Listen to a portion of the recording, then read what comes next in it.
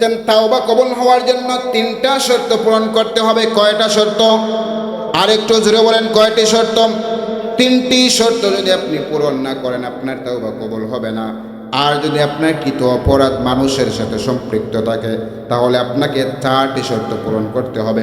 প্রিয় হাজিরিন, তাওবার প্রথম নম্বর শর্ত হলো আপনি যেই গুনাহের কাজটা করেছেন ওই গুনাহের কাজের জন্য আপনি অনুতপ্ত হবেন, লজ্জিত হবেন।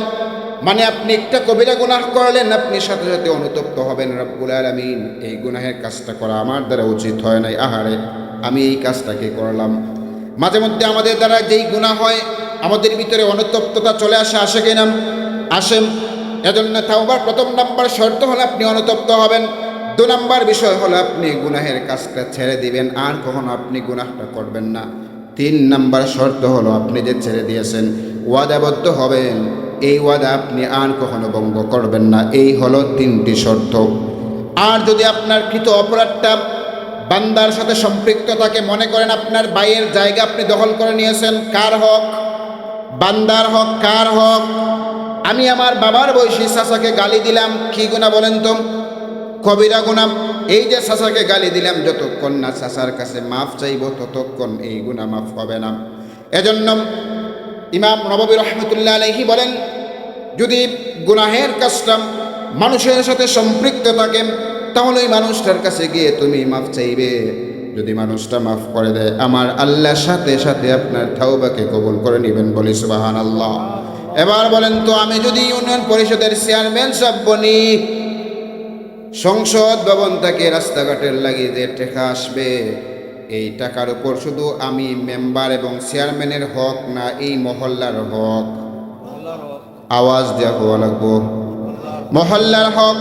এই টাকা থেকে যদি একটা টাকা আমি আমার পকেটে ঢুকাই, বলেন তো একজনের হক নষ্ট হবে না সমস্ত মানুষের? মাফ কয়জন মানুষের কাছে আপনি চাইবেন?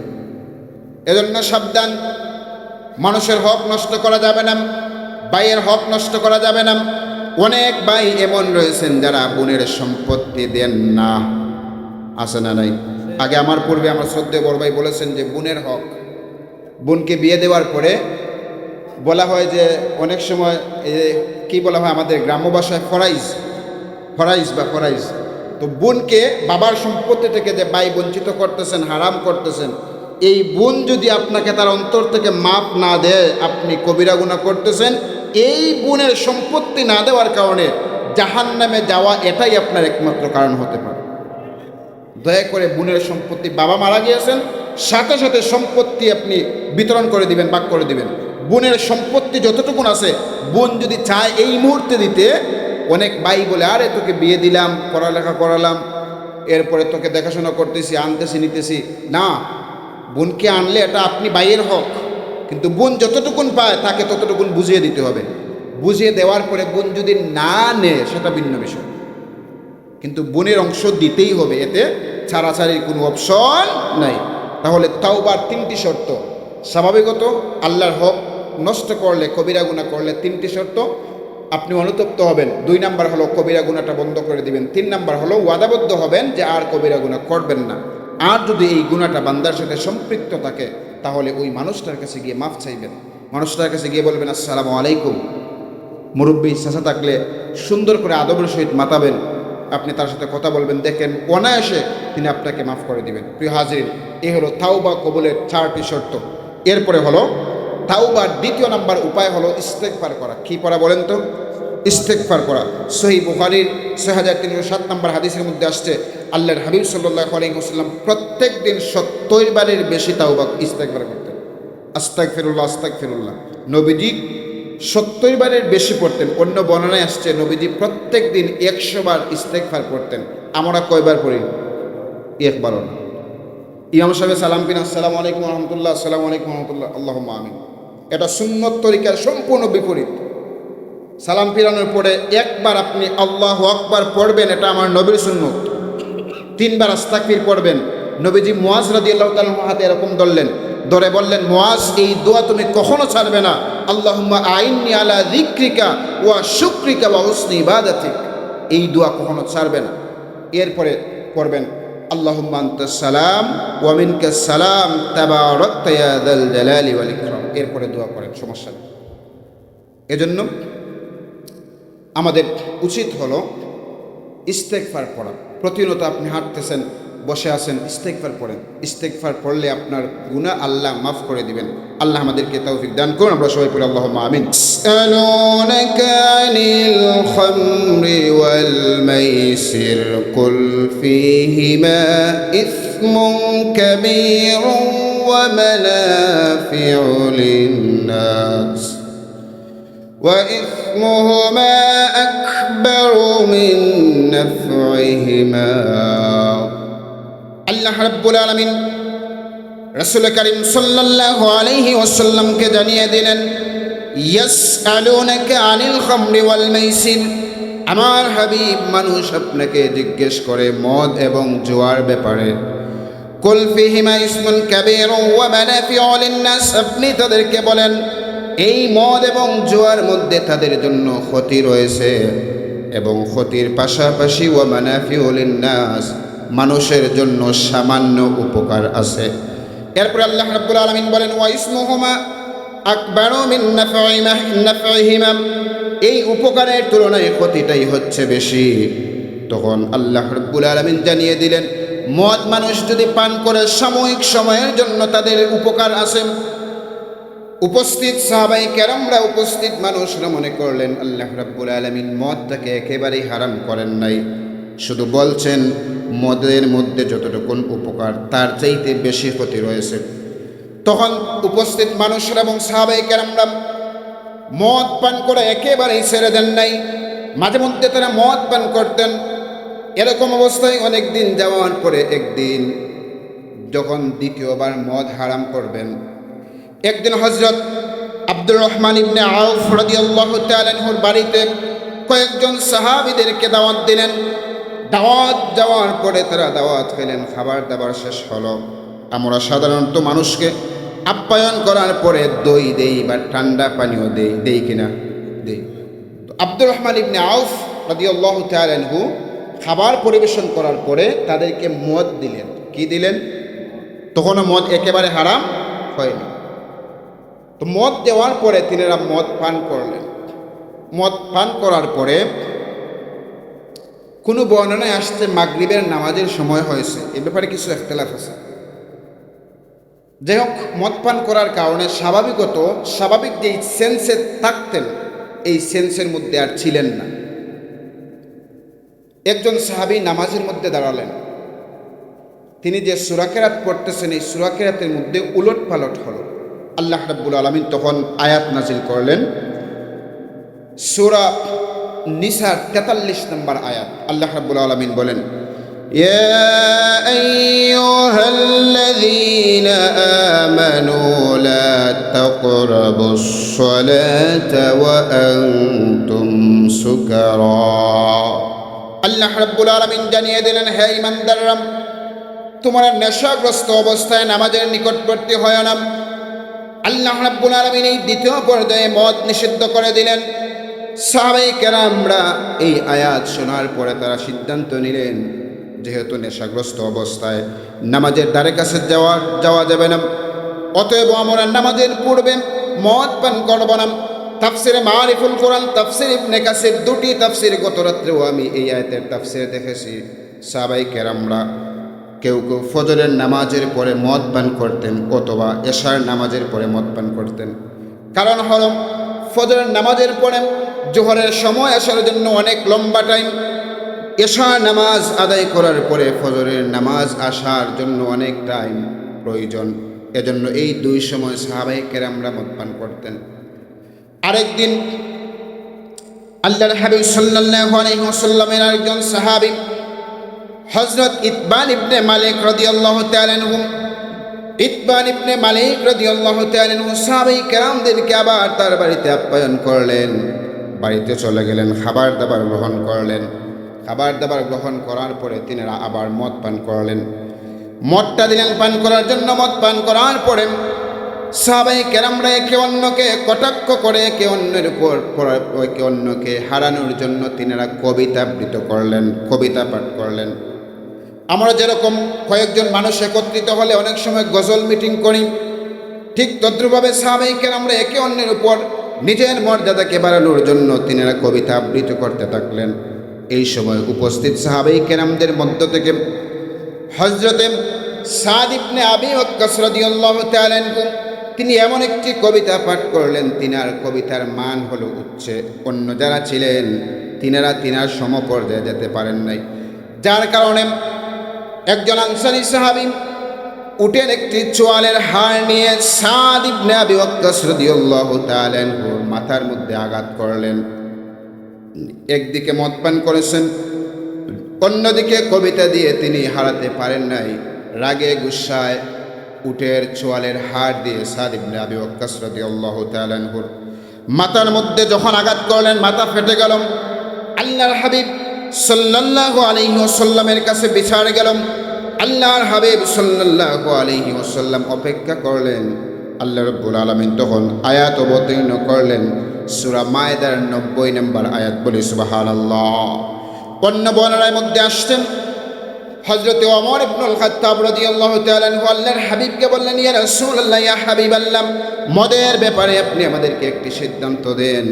আল্লাহর হাবিব বললেন, তখন আল্লাহ আয়াত নাজিল করলেন বাকারা 219।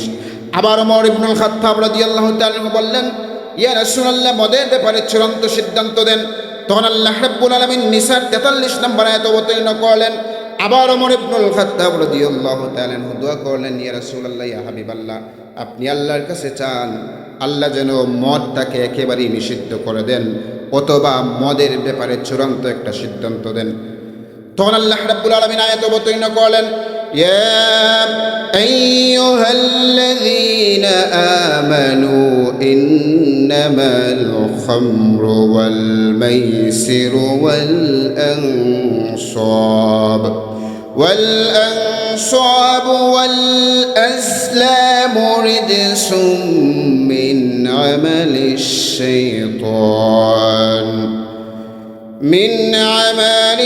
শাইতানি ফাজতানিবুহু লাআল্লাকুম তুফলিহুন।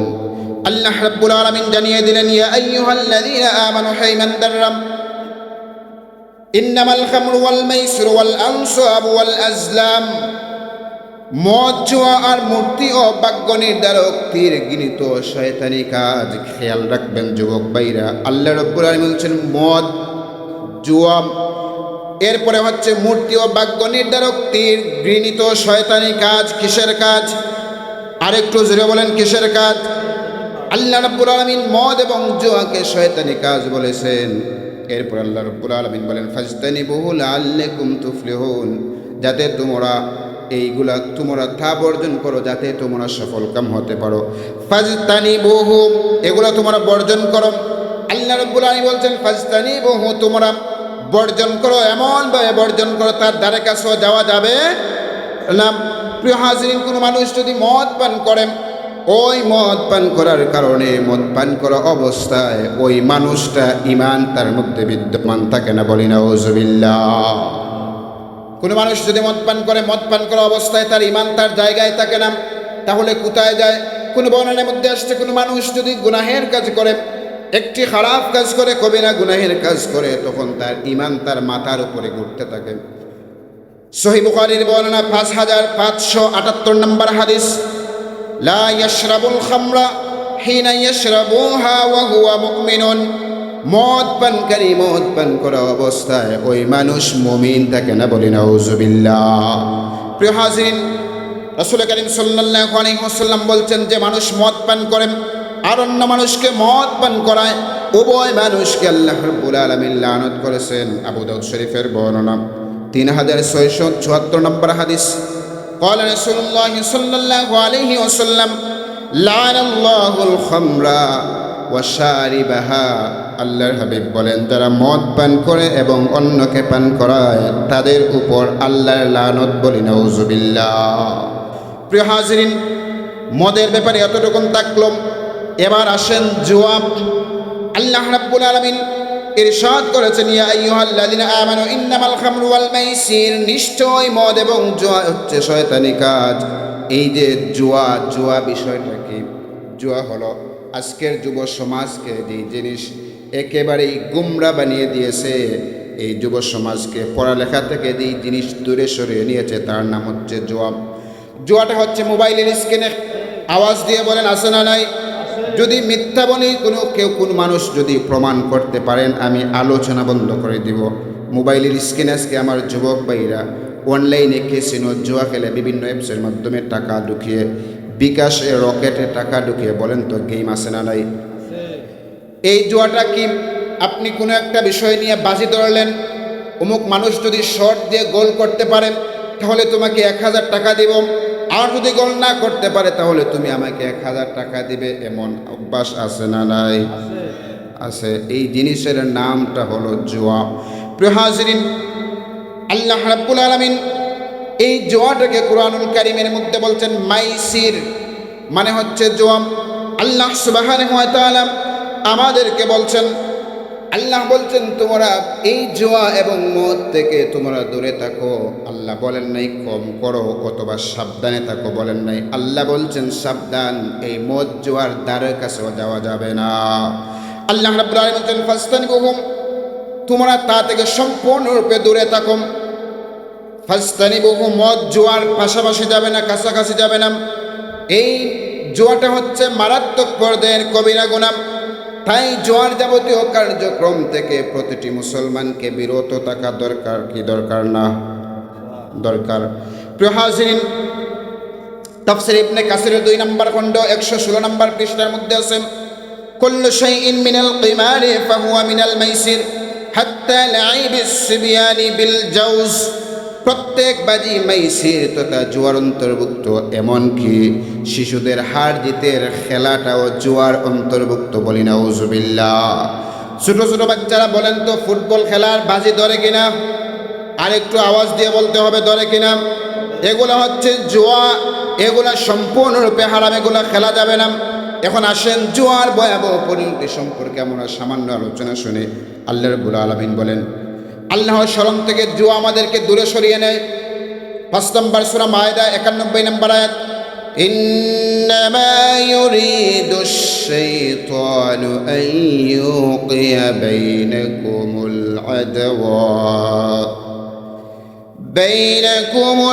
আদাওয়াতা ওয়াল বাগদাআ ফিল খামরি ওয়াল মাইসিরি ওয়া ইয়াসুদ্দাকুম আন যিকরিল্লাহি ওয়া আনিস সালাহ।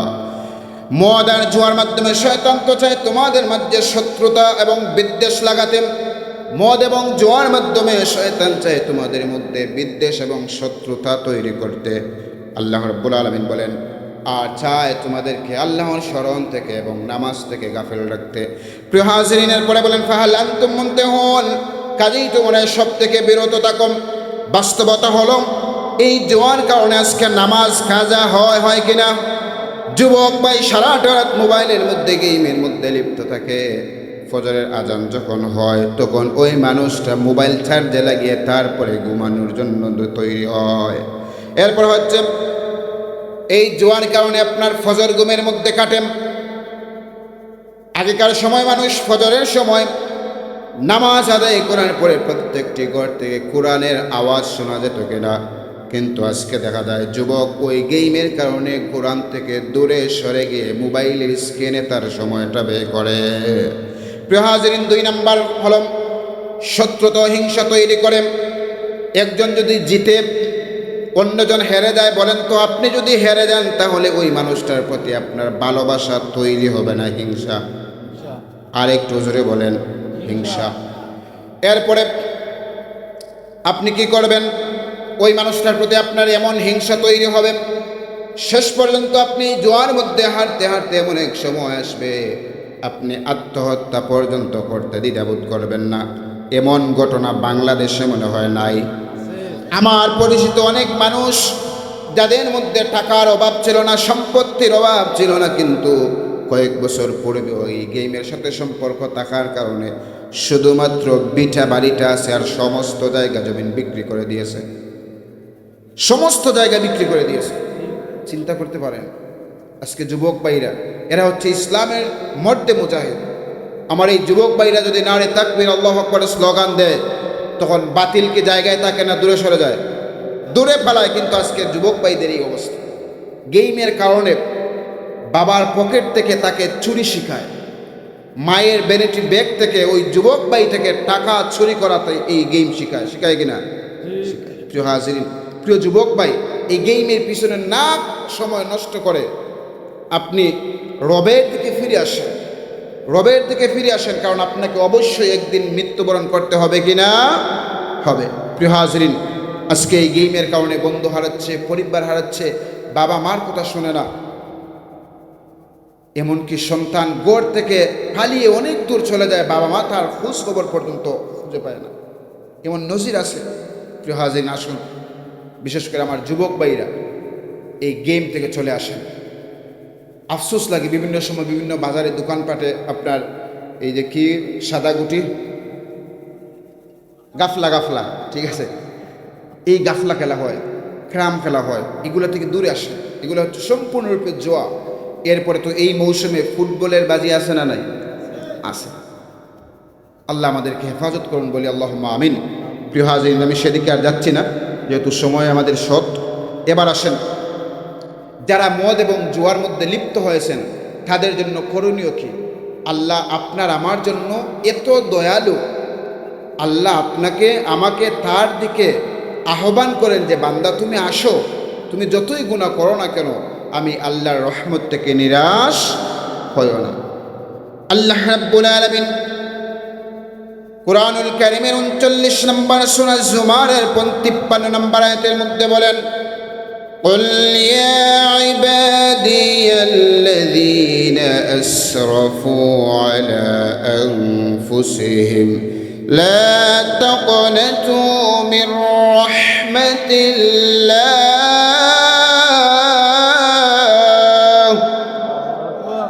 إن الله يغفر الذنوب جميعا إنه هو الغفور الرحيم। সিন্নি দিলেবা নি সিন্নি দিলেবা যারা উবা আছেন আপনারা কিন্তু সিন্নি পাইতা না। আচ্ছা হোক আছেন সিন্নি যে লইতা আমার ভিতরে তো একটু গায়রত থাকার দরকার নেই। যারা এখানে অত সময় বইয়া ওয়াজ শুনরা এরার এই কয়টা 3টা না 2টা করে দিবা আপনারা। আসেন ভাই একটু ভিতরে আসেন, সামান্য সময় আলোচনা করবো তারপরে শেষ করে দেবো। আসেন না একটু, আইতা নাই জরিমানা আসেনি, পিন্ডালো বইলে ফিসুস আসেনি? ফিসুস নাই, কোনো ফিস লাগতো না। আপনারা আউকা ফানি? আচ্ছা আচ্ছা আচ্ছা আচ্ছা ঠিক আছে, না ফানি বললে তো আর কিছু করার নাই। প্রিয় হাজিরিন, দেখেন সূরা জুমার 53 নম্বর আয়াতে আল্লাহ রাব্বুল আলামিন বলেন, কুল ইয়া ইবাদিয়াল্লাযিনা আসরাফু আলা আনফুসিহিম, হে আমার হাবিব আপনি বলেন, হে আমার বান্দারা, হে আমার বান্দাগণ, যারা নিজেদের উপর জুলুম করেছো, নিজের নফসের উপর জুলুম করেছো, লা তাকনাতু মির রাহমাতিল্লাহ, তোমরা আমি আল্লাহর রহমত থেকে নিরাশ হয় না। একটু জিকির করে লা ইলাহা, সামনে আসেন, লা ইলাহা লা ইলাহা লা ইলাহা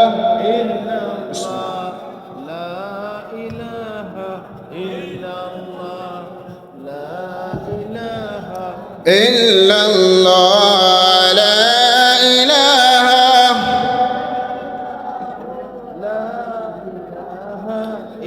লা ইলাহা ইল্লাল্লাহ মুহাম্মাদুর রাসূলুল্লাহ সাল্লাল্লাহু আলাইহি ওয়াসাল্লাম। প্রিয় হাজিরিন, আল্লাহ রাব্বুল আলামিন বলেন, হে আমার বান্দারা, যারা নিজেদের উপর জুলুম করেছো, নিজের নফসকে তোমরা নফসের উপর অত্যাচার করেছো, তোমরা লা তাকনাতু মির রাহমাতিল্লাহ, আমি আল্লাহর রহমত থেকে নিরাশ হয় না। ইন্নাল্লাহা ইয়াগফিরুয যুনুবা জামিআ, অবশ্যই আল্লাহ তোমাদের সমস্ত পাপ রাশি ক্ষমা করে দিবেন। ইন্নাহু হুয়াল গফুরুর রহিম, তিনি হচ্ছেন ক্ষমাশীল দয়ালু। এখন সমস্ত পাপ রাশি আল্লাহ ক্ষমা করবেন, কিভাবে ক্ষমা করবেন? 15 তারিখের রজনীতে মসজিদে গিয়ে মসজিদ সারা রাত সেজদা দিয়ে মসজিদের টাইলস ভেঙে দিব, আল্লাহ আমাদেরকে মাফ করে দিবেন? আর একটু জোরে বলি, হ্যাঁ মাফ করবেন। প্রাথমিক ঘোষণা দিবেন মাফ মানে সগীরা গুনাহ মাফ করবেন। কি গুনাহ? সগীরা গুনাহ। কিন্তু ওই যে আলা আনফুসিহিম, যারা নিজেদের নফসের উপর জুলুম করেছে মানে কবিরা গুনাহ করেছে, এই কবিরা গুনাহ তাওবা ব্যতীত মাফ হবে না। প্রিয় হাজিরিন, আল্লাহ রাব্বুল আলামিন ৬৬ নম্বর সূরা তাহরিমের ৮ নম্বর আয়াতের মধ্যে বলেন, ইয়া আইয়ুহাল্লাযীনা আমানু তুবু ইলাল্লাহি তাওবাতান নাসুহা। আল্লাহ রাব্বুল আলামিন বলেন, হে ঈমানদাররা, তুবু ইলাল্লাহি তাওবাতান নাসুহা, তোমরা আমি আল্লাহ রাব্বুল আলামিনের কাছে তওবা করো, এমন তাওবা, এই তাওবার নাম হলো তাওবাতুন নাসুহা। তাফসীর ইবনে কাসির প্রত্যেকটি তাফসীরের মধ্যে বলা হয়েছে নাসুহা মানে একনিষ্ঠ তাওবা। একনিষ্ঠ তাওবা মানে কি? আপনি তাওবা করলেন, আপনি কখনো কবিরা গুনাহ ছাড়বেন না, দ্বিতীয়বার আপনি এই কবিরা গুনাহ আর কখনো করবেন না। আপনি ওয়াদা করলেন, আল্লাহ আজকে ফজরের নামাজটা আমি কাজা করেছি, কবিরা গুনাহ করেছি, ভবিষ্যতে আগামীকাল থেকে ফজরের নামাজ আমার আর কাজা হবে না, আমি ছাড়ব না। এই যে ওয়াদা করলেন তার নাম হলো তাওবাতুন নাসুহা। আমাদের তাওবা হলো স্বাভাবিক তাওবা, একবার তাওবা করে 5 মিনিট বাদে তাওবার কথা স্মরণ থাকে না। কিন্তু এই যে তাওবাটা আমরা করি, কবিরা গুনাহ মাফ করানো যাবে না। কবিরা গুনাহ যদি আপনি মাফ করাতে চান, রিয়াদুস সালিহিন ইমাম নববী রহমতুল্লাহ আলাইহির লিখিত হাদিস গ্রন্থ 2য় খণ্ডের পৃষ্ঠা নম্বরটা স্মরণ নেই, বলছেন তাওবা কবুল হওয়ার জন্য 3টা শর্ত পূরণ করতে হবে। কয়টা শর্ত? আর একটু জোরে বলেন, কয়টি শর্ত? 3টি শর্ত যদি আপনি পূরণ না করেন আপনার তাওবা কবুল হবে না। আর যদি আপনার কৃত অপরাধ মানুষের সাথে সম্পৃক্ত থাকে তাহলে আপনাকে 4টি শর্ত পূরণ করতে হবে। প্রিয় হাজিরিন, তাওবার প্রথম নম্বর শর্ত হলো আপনি যেই গুনাহের কাজটা করেছেন ওই গুনাহের কাজের জন্য আপনি অনুতপ্ত হবেন, লজ্জিত হবেন। মানে আপনি একটা কবিরা গুনাহ করলেন, আপনি সাথে সাথে অনুতপ্ত হবেন, রব্বুল আলামিন এই গুনাহের কাজটা করা আমার দ্বারা উচিত হয় নাই, আহারে আমি এই কাজটাকে করলাম। মাঝে মধ্যে আমাদের দ্বারা যেই গুনাহ হয় আমাদের ভিতরে অনুতপ্ততা চলে আসে কিনা? আসেন। এজন্য তাওবার প্রথম নাম্বার শর্ত হলো আপনি অনুতপ্ত হবেন। 2 নাম্বার বিষয় হলো আপনি গুনাহের কাজটা ছেড়ে দিবেন, আর কখনো আপনি গুনাহটা করবেন না। 3 নাম্বার শর্ত হলো আপনি যে ছেড়ে দিয়েছেন ওয়াদাবদ্ধ হবেন, এই ওয়াদা আপনি আর কখনো ভঙ্গ করবেন না। এই হলো 3টি শর্ত। আর যদি আপনার কৃত অপরাধটা বান্দার সাথে সম্পৃক্ত থাকে, মনে করেন আপনার ভাইয়ের জায়গা আপনি দখল করে নিয়েছেন, কার হক? বান্দার হক। কার হক? আমি আমার বাবার বয়সী চাচাকে গালি দিলাম, কি গুনাহ বলেন তো? কবিরা গুনাহ। এই যে চাচাকে গালি দিলাম, যতক্ষণ না চাচার কাছে মাফ চাইব ততক্ষণ এই গুনাহ মাফ হবে না। এজন্য ইমাম নববী রহমতুল্লাহ আলাইহি বলেন, যদি গুনাহের কাজটা মানুষের সাথে সম্পৃক্ত থাকে তাহলে ওই মানুষটার কাছে গিয়ে তুমি মাফ চাইবে। যদি মানুষটা মাফ করে দেয় আমার আল্লাহর সাথে সাথে আপনার তাওবাকে কবুল করে নেবেন, বলি সুবহানাল্লাহ। এবার বলেন তো, আমি যদি ইউনিয়ন পরিষদের চেয়ারম্যান সাহেব বনি, সংসদ ভবন থেকে রাস্তাঘাটের লাগিয়ে যে টাকা আসবে, এই টাকার উপর শুধু আমি মেম্বার এবং চেয়ারম্যানের হক না, এই মহল্লার হক? আওয়াজ দেওয়া হওয়া লাগবো। মহল্লার হক। এই টাকা থেকে যদি একটা টাকা আমি আমার পকেটে ঢুকাই, বলেন তো একজনের হক নষ্ট হবে না সমস্ত মানুষের? মাফ কয়জন মানুষের কাছে আপনি চাইবেন? এজন্য সাবধান, মানুষের হক নষ্ট করা যাবে না, ভাইয়ের হক নষ্ট করা যাবে না। অনেক ভাই এমন রয়েছেন যারা বোনের সম্পত্তি দেন না, আছে না নাই? আগে আমার পূর্বে আমার শ্রদ্ধেয় বড় ভাই বলেছেন যে বোনের হক, বোনকে বিয়ে দেওয়ার পরে বলা হয় যে অনেক সময় কি বলা হয় আমাদের গ্রাম্য ভাষায় ফরাইজ। তো বোনকে বাবার সম্পত্তি থেকে যে ভাই বঞ্চিত করতেছেন, হারাম করতেছেন, এই বোন যদি আপনাকে তার অন্তর থেকে মাপ না দেয় আপনি কবিরা গুনাহ করতেছেন। এই বোনের সম্পত্তি না দেওয়ার কারণে জাহান্নামে যাওয়া এটাই আপনার একমাত্র কারণ হতে পারে। দয়া করে বোনের সম্পত্তি, বাবা মারা গিয়েছেন সাথে সাথে সম্পত্তি আপনি বিতরণ করে দিবেন, ভাগ করে দিবেন। বোনের সম্পত্তি যতটুকুন আছে বোন যদি চায় এই মুহূর্তে দিতে, অনেক ভাই বলে আরে তোকে বিয়ে দিলাম, পড়ালেখা করালাম, এরপরে তোকে দেখাশোনা করতেছি, আনতেছি, নিতেছি। না, বোনকে আনলে এটা আপনি বাইয়ের হক, কিন্তু বোন যতটুকুন পায় তাকে ততটুকুন বুঝিয়ে দিতে হবে। বুঝিয়ে দেওয়ার পরে বোন যদি না নেয় সেটা ভিন্ন বিষয়, কিন্তু বোনের অংশ দিতেই হবে, এতে ছাড়াছাড়ির কোনো অপশন নাই। তাহলে তাওবার 3টি শর্ত।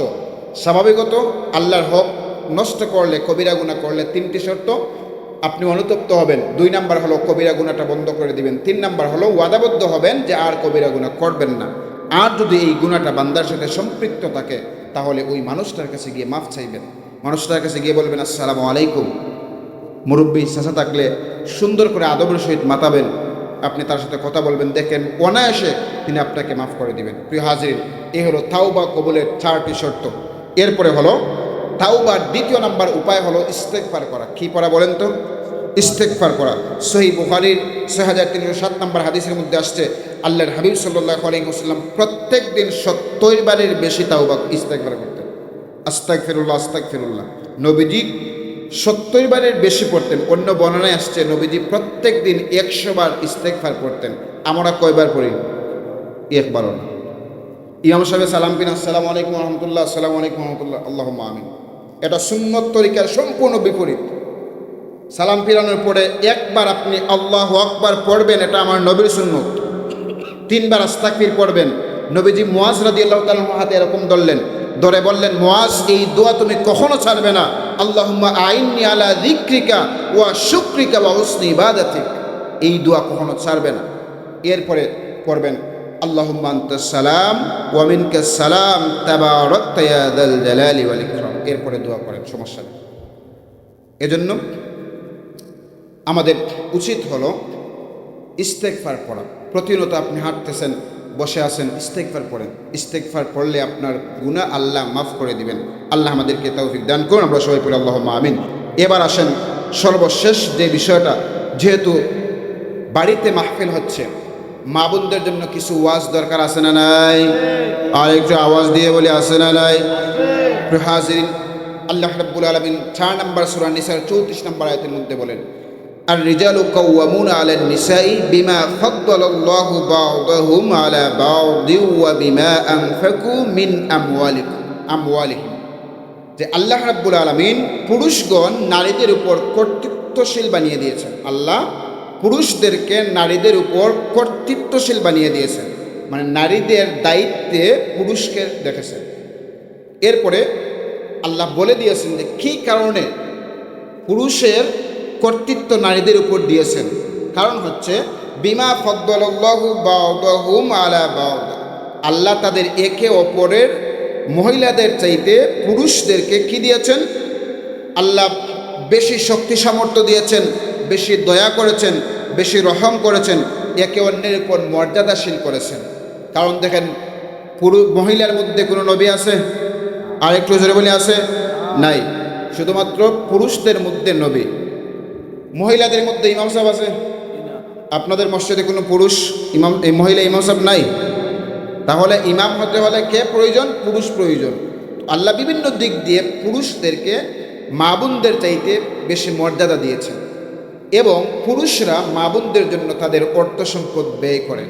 এজন্য আল্লাহ পুরুষগণ নারীদের উপর কর্তৃত্বশীল বানিয়েছেন। এরপর আল্লাহ রাব্বুল আলামিন বলেন, ফাসসালিহাতু কানিতাতুন হাফিজাতুন লিল গায়বি বিমা হাফাজাল্লাহ। আল্লাহ রাব্বুল আলামিন বলেন, ফলে পুণ্যবান স্ত্রীরা তাদের 2টি গুণ, ভালো মহিলার কয়টি গুণ বলেন তো? 2টি গুণ। একটা হচ্ছে তারা কি করবে? ফাসসালিহাতু কানিতাতুন হাফিজাতুন লিল গায়বি বিমা হাফিজাল্লাহ। তারা তাদের স্বামীর আনুগত্য করবে, আর স্বামীর অবর্তমানে তার নিজের ইজ্জত আব্রু, স্বামীর ধনসম্পদ হেফাজত করবে, বলি সুবহানাল্লাহ। তাহলে মহিলারা কি করবেন? স্বামীর আনুগত্য করবে। 2 নম্বর হচ্ছে স্বামীর অবর্তমানে স্ত্রীর ইজ্জত আব্রু, লজ্জাস্থান হেফাজত করবে, স্বামীর সম্পদ সন্তান হেফাজত করবে। এই 2টি বিষয়। এরপরে হচ্ছে এই 2টি বিষয় হেফাজত করলে বা করার কারণে তাদের কি ফজিলত।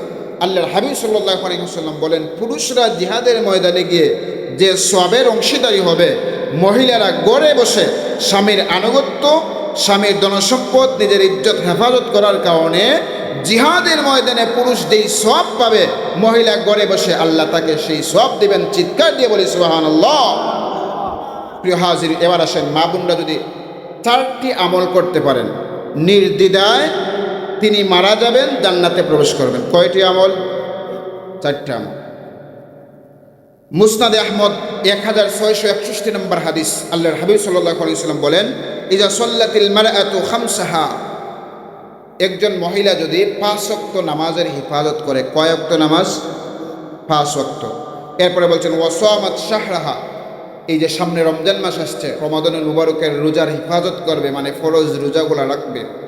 ওয়াহাসানাত ফারজাহা, তারা তাদের লজ্জাস্থানকে হিফাজত করবে। ওয়া আতাআত যাওজাহা, এবং স্বামীর আনুগত্য করবে, স্বামী যা বলবে তাই শুনবে।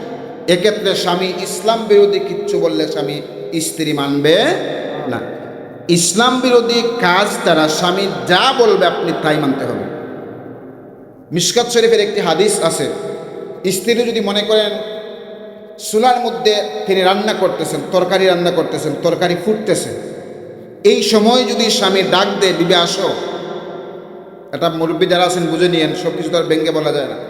স্বামী যদি বলে যে স্ত্রী আমার কাছে আসো, স্ত্রীর জন্য ওয়াজিব হয়ে যায় স্বামীর ডাকে সাড়া দেওয়া। বলেন সুবহানাল্লাহ। স্বামী যদি আপনাকে বলে স্ত্রী তুমি ঘর থেকে বের হবে না, আপনার জন্য ওয়াজিব হলো আপনি ঘর থেকে বের হতে পারবেন না।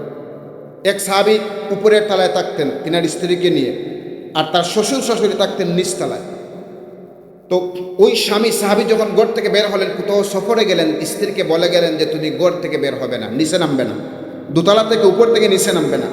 ওই মহিলা সাহাবী, তিনার বাবা অসুস্থ, নবীজির কাছে খবর দিলেন, ইয়া রাসূলুল্লাহ, ইয়া হাবিবাল্লাহ, আমার বাবা অসুস্থ, আমার স্বামী আমাকে আদেশ করেছেন আমি যেন নিচে না নামি, আমার স্বামী বাড়িতে নেই, আমি কি নিচে নামতে পারবো? নবীজি বলছেন যে না, তুমি তোমার স্বামীর আদেশ মান্য করো, তোমার ঘরে তুমি অবস্থান করো। কিছুদিন পরে ওই মহিলার স্বামী বাবা মারা গেলেন। মহিলা ব্যথায় ব্যথিত নবীজির কাছে সংবাদ দিলেন, ইয়া রাসূলুল্লাহ, ইয়া হাবিবাল্লাহ, আমার স্বামী আমাকে আদেশ করেছেন ঘরে থাকার জন্য, যেন আমি নিচে না নামি, আমার বাবা ইন্তেকাল করেছেন, আমি এখন কি করব? আমি কি আমার বাবাকে দেখতে যাব না? নবীজি বলছেন, তুমি যদি ধৈর্য ধরো আর তোমার স্বামীর আনুগত্য করো, এটাই তোমার জন্য আবশ্যক, এটা তোমার জন্য উত্তম। ওই মহিলা তার স্বামীর আদেশ মান্য করে, ওই তার বাবা ইন্তেকাল করেছেন, লাশ দৌত করা হয়েছে, জানাজা হয়েছে, মাটি দেওয়া হয়েছে, ওই মহিলা তার ঘরের মধ্যে বসা ছিলেন, একটা সেকেন্ডের জন্য নিচে আসেন নাই। বলেন সুবহানাল্লাহ। নবীজি বলেন ওই মহিলার জন্য আল্লাহ জান্নাতটাকে অবদায়িত করে দিয়েছেন। এজন্য আমার মা বোন যারা আছেন, এই 4টি কাজ করবেন। 1 নম্বর হলো 5 ওয়াক্ত নামাজ, 2 নম্বর হলো রমজানের রোজা, 3 নম্বর হলো নিজের ইজ্জতের হেফাজত করবেন, 4 নম্বর হলো স্বামীর আনুগত্য করবেন। যদি স্বামীর এই 4টি কাজ করতে পারেন, উদখুলিল জান্নাতা মিন আইয়ি আবওয়াবিল জান্নাতি শি'তি, ওই মহিলা মারা যাওয়ার পরে জান্নাতের 8টি দরজা তার জন্য খোলা হবে, তার যেই দরজা দিয়ে ইচ্ছা সেই দরজা দিয়ে জান্নাতে প্রবেশ করতে পারবে। বলি সুবহানাল্লাহ। আল্লাহ যেন আমাদেরকে, আমাদের মা বোনদেরকে, আমাদেরকে আজকের আলোচনার উপর আমলের তৌফিক দান করেন। আমরা সবাই পড়ি আল্লাহুম্মা আমিন। ওয়া আখির দাওয়ানা আনিল হামদুলিল্লাহি রাব্বিল আলামিন। নাহমাদুহু ওয়া নুসাল্লি আলা রাসূলিহিল কারীম।